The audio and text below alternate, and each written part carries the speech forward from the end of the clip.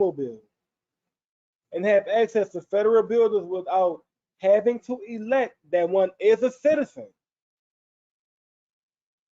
It doesn't matter what kind of form you fill out, if it's marriage, drivers, state ID, OMV, child support, food stamps, Medicaid, free health insurance. They're going to ask you if you are a citizen or not. And you always select no because you want those protections, you want those benefits of being a national, right? Please keep that in mind, right? That's why you want to go in and make sure you constantly refer to this recording as you go in and after your status is updated, as you go in and as you continue to move on throughout life. You always want to refer to this as your guide, as your stepping stone to go out and pull additional information up, to research it, to absorb it, to apply it, right? So there are rules to remember before we apply for our DS11 application. We always sign the actual application in front of the agent, right? Do not have the agent alter your passport application in any way. Their only job is to process and submit the application to the State Department. Do not let them tell you that anything on your application is incorrect. That is not their job to do that. It tells you what their job is on the application when they have to sign off on it.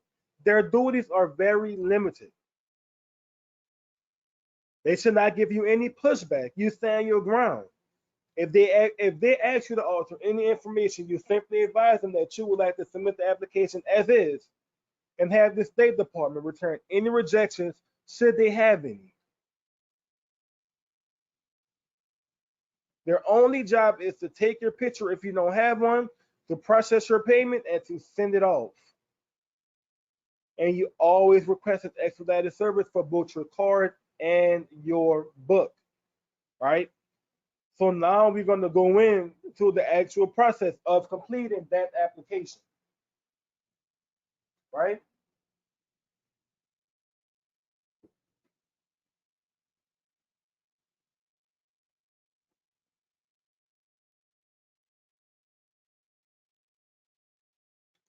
Yes, I'll go back. I'll definitely go back and discuss that. Give me just a second. Because that can be very confusing. So what I'm going to go in and do is right now, I'm going to actually go in and pull up. I'm going to stop sharing my screen and I'm going to go in and pull up an actual copy of the application so we can actually go in and see what I'm talking about. Right? Right. So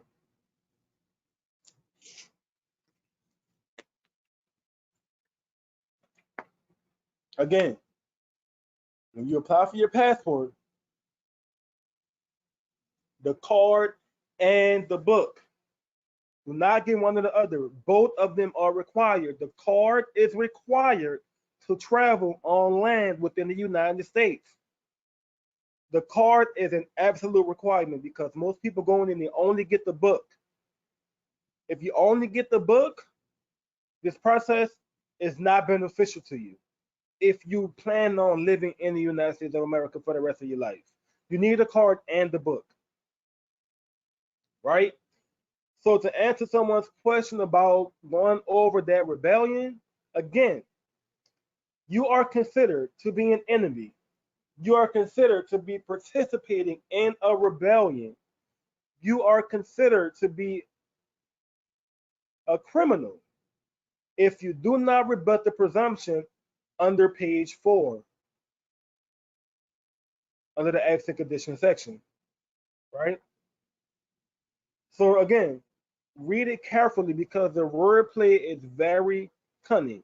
It says that if any of the below acts have been performed by you, then you must attach a statement to the application. So it's saying that if you've done any of this, then you have to attach a statement that says that you have not that you have done this, right? So it's again, it's very confusing, but break the words out. If any of the below have been performed, a statement is needed. If any of the below have been performed, a statement is needed. Then it starts off with saying, I have not been convicted of a federal or state drug offense. So if you're not rebutting this presumption, essentially what you're saying is you have been convicted of a federal or state drug offense. You have been convicted of a statutory sex tourism crime. You are the subject of a federal, state, or local warrant, right? You are subject to a subpoena received from the United States involving federal prosecution, right? So if you're not rebutting these presumptions, if you're not attaching a statement saying you have not been convicted, you are not the subject to a warrant, you are not subject to a criminal court order, you are not subject to a subpoena. If you're not attaching statements, then you're essentially saying that you are everything under this section. You are a criminal. You are a sex offender. That is essentially what they're saying, right? So when they talk about rebellion, this is what they're talking about because you're willfully going in and doing this on a government form, right? Do you understand how that rebellion comes in? Because they're explicitly telling you that if you have done any of this, then they need a statement, right? So they're saying, based on your inability to follow directions, based on your inability to attach a statement to rebut these presumptions, they're going off the assumption that you are an offender of the United States,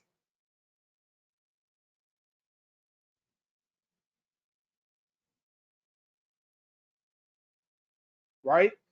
Again, it is very cunning because if the ordinary person would read this, they will skip over this because it says if any of the below have been performed, you need a statement. Then it goes on to say that I have not been, right? So it appears to be a double negative, right? So that is the main reason why we want to make sure that when we go in, we rebut these presumptions accordingly,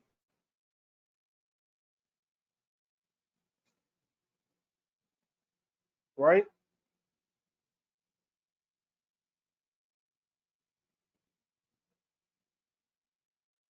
Right. Page 1 of 2 of the application,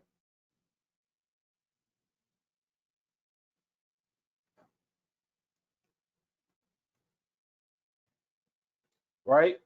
Box 1, last name, all lowercase. Box 1, last name, all lowercase. Same with your first, same with the middle, all lowercase. Not capital S, lowercase Smith, all lowercase. Box 2, date of birth, normal format, 01/01/2021. Box 3, your sex, M or F, right? So again, page 1, all lowercase. Box 1, last name, first name, middle should always be in all lowercase, right? Box 4, your place of birth. You want to do your city, state, followed by the United States of America in all lowercase. So if you're born in Pasadena, California, it's Pasadena, California, United States of America, as you see it on your screen. All lowercase. So if it's Dallas, Texas, it's Dallas, Texas, United States of America. Miami, Florida, United States of America. That's everything that should go in box 4, right?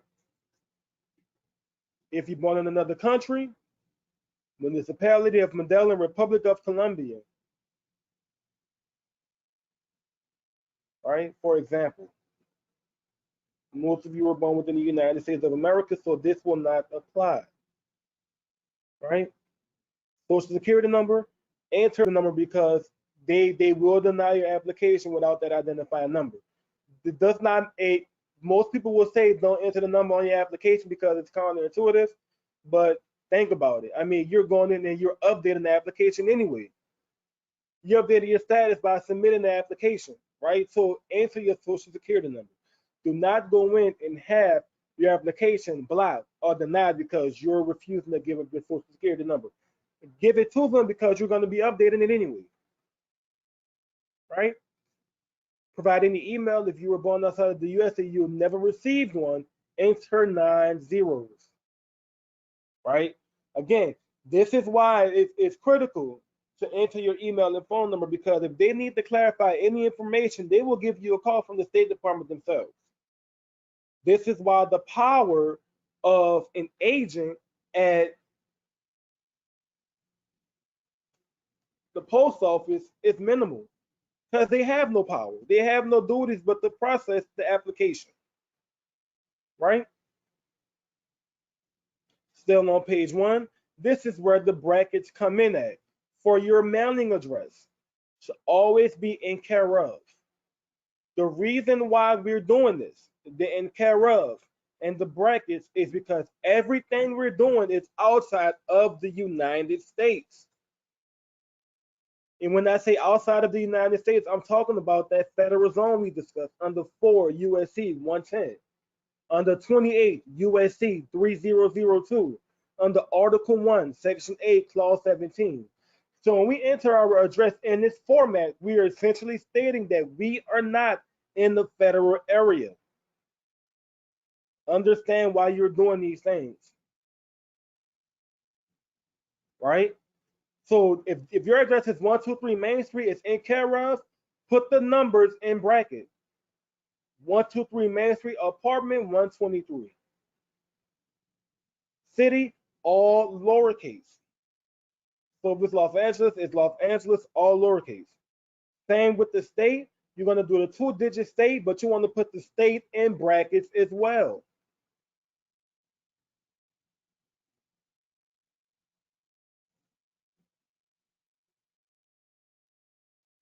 Right?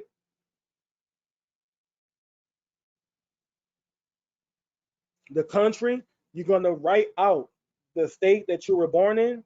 So in the city, Los Angeles, the state abbreviated country, spell it out with USA in brackets.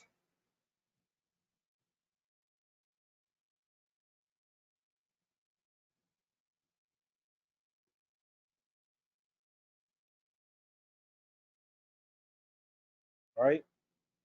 In box 9, enter any previous names that were used in all lowercase.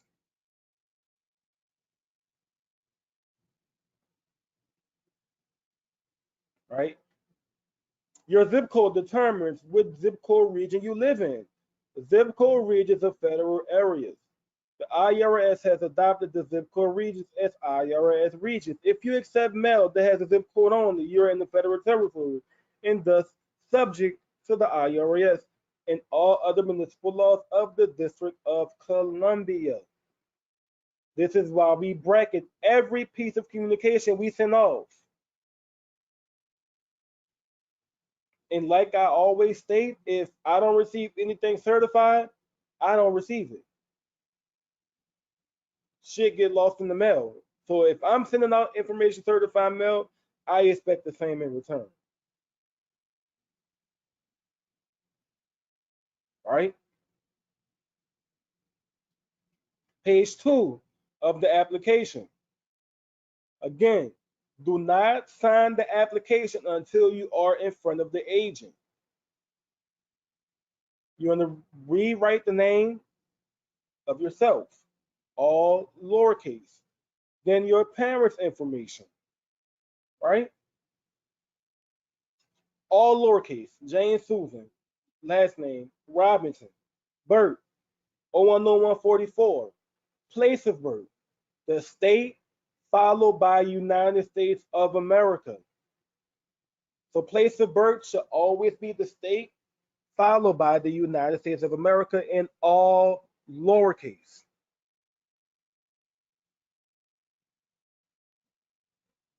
right? Of course, you want to put F for the sex. This is arguably the most important part of the application and the main factor that updates your application within the system. Box 10, always check no for citizenship. So if and when they're asking if your mom and your dad are citizens, you always select no. Because if they are not, you're not as well. Two nationals can't give birth to a citizen,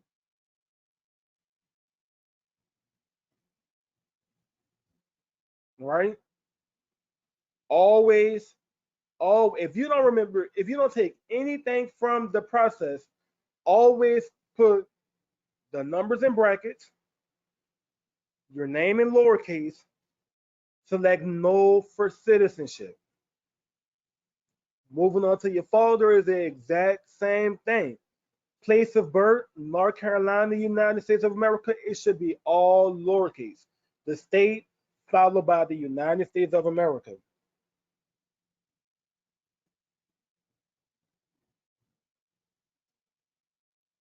right?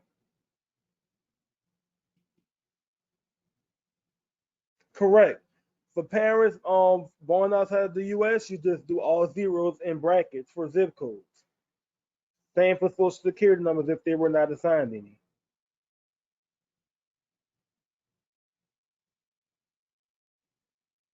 right? But yes, if they were born outside, then you would do like this. It's simply the exact same thing, but you're just going in and kind of updating. You just put it in a different format, right? But it's essentially the exact same thing. Brackets still matter, right? The way you complete the information still matter, right? But the only thing that's going to be different is the social security number because if they were born outside of the United States, then likely they were not assigned one at birth. So all zeros will typically go in where they ask for their information, right? And that's going to come in on your SS5 F5 application when you go in and when you update your nationality within the Social Security Administration. Because even though the passport application does not ask you for your mother and your father's Social Security number, the SS5 application will.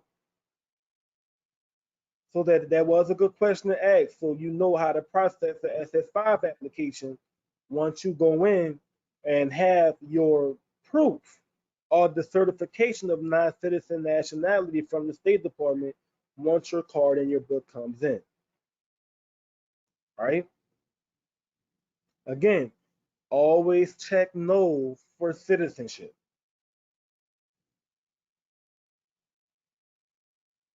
If the applicant has ever been married, check yes and provide the spouse's information in lowercase and check no to citizenship for that as well. Always. Right?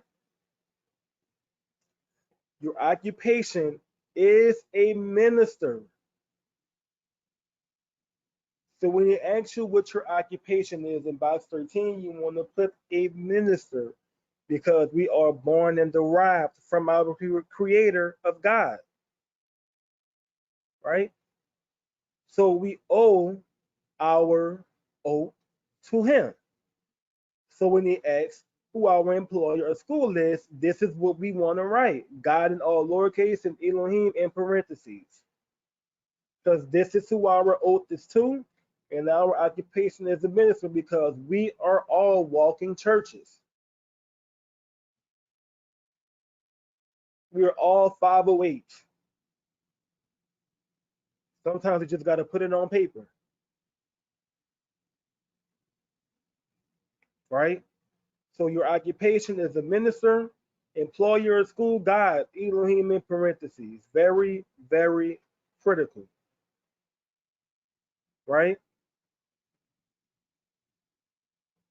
I believe you have to write it in black, but the application it'll tell you on at the top of the application what color ink you should write it in. but I believe it's black, right? Again, about 13 and 14 relate to the concept of the unincorporated church association. So when you get a chance in your free time, you go look up the concept of a 508c18. And once we go in, and once you go in and you look at the tax differences